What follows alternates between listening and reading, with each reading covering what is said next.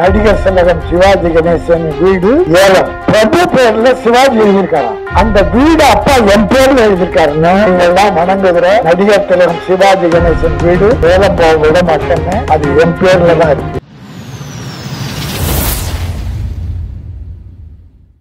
போன வாரம் ஒரு 4 நாளைக்கு முன்னால ஒரு பேப்பர் செய்தி திரையுலகையே குலுங்க வச்சிருச்சு, கதி வழங்க வச்சிருச்சு. நடிகர் திலகம் சிவாஜி கணேசன் வீடு ஏலம். பத்திரிகை டிவி பூரா கதறிச்சு. இந்த தமிழகத்தை தமிழ் மக்களை நடிப்பின் மூலமாக உலகில் கொண்டு போய் சேர்த்தவன். எப்படி திருக்குறள் நம் தமிழை உலகத்தில் கொண்டு போய் சேர்த்ததோ அதுபோல் நடிப்புலகில் தமிழகத்தை உலகில் சேர்த்தவர் நடிகர் திலகம். 250 படத்துக்கு மேல் நடித்தார். புகழ், கட்டபொம்மன், இவ்வளவு திருவிளையாடல், விதவிதமான படங்கள். அவர் நடைய நடிப்பு, கன்னத்தின் நடிப்பு, அப்படிப்பட்ட சீமா உயர்த்தி அவருடைய வீடு ஏலம் போது பல பேர் பதறி போனார்கள், கதறினார்கள். நான் அழுதேன். சிவாஜி கணேசன் குடும்ப வீட்டுக்கா இந்த கதி? அது தம்பி யூடியூப்ல அதை பெருசா போட்டாங்க. அது பெரிய வைரல் ஆயிடுச்சு. அதோட ரிசல்ட் என்னன்னா, இந்த காலையில பிரபு எனக்கு போன் பண்ணார். நடிகர்களுடைய மகன் பிரபு டைமண்ட் பாபு போன் எனக்கு போட்டு என்ன பேச சொல்லி டைமண்ட் பாபு போட்டு கொடுக்க பிரபு பேசினார்.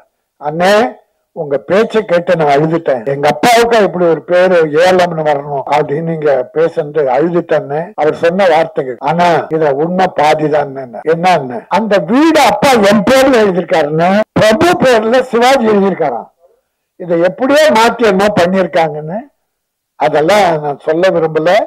குடும்பத்துல ஏதோ தப்பு நடந்துருச்சு, அதனால ஏலம் போகாதுன்னு நடிகர் திலகத்தை நீங்க எல்லாம் வணங்குகிற நடிகர் திலகம் சிவாஜி கணேசன் வீடு ஏலம் போக விட மாட்டேன்னு அது என் பேர்ல தான் இருக்கு என்ற ஒரு நல்ல செய்தியை காலில் சொன்ன உடனே என்ன ரொம்ப மகிழ்ச்சி அடைந்தேன்.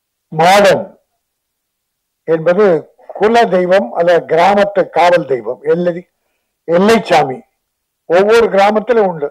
அந்த ஒரு விழாவை வைத்து மையமாக கொண்ட ஒரு கதை. படுக்கைகளை சில சாதத்தை நசுக்கி பார்த்தோம், சரியாக வெந்திருந்தது. கிராமத்து மனம் மிக்க படங்கள் மக்கள் வரவேற்கிறார்கள். இது மண் வாசனை மிக்க படம். அது ஒரு திருவிழா, தமிழ் பாரம்பரியம். என்ஜாய் ஒரு படம் முன்ன பண்ணிச்சு. அது நான் கூட வந்து அந்த படம் முடிக்கிறதுக்கு உதவியா இருந்தேன். அப்ப அந்த பாப்பா தெரியும், நல்ல நடிகை, முன்னுக்கு வர்றதுக்கு நல்ல வாய்ப்பு இருக்கு. தம்பி ஹீரோவும் நல்லா இருக்கான். ஒரு வறட்சியான பிரதேசம் தூத்துக்குடி. ஒரு பச்சை பயிர் கூட பார்த்தேன் படத்துல.